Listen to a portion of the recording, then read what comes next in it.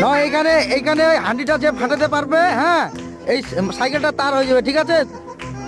সবাইকে একটা করে চান্স দেওয়া হবে, ঠিক আছে? তো তো শুভম, তুই রেডি সেডি, স্টার্ট গো, নে মার, তুই মার।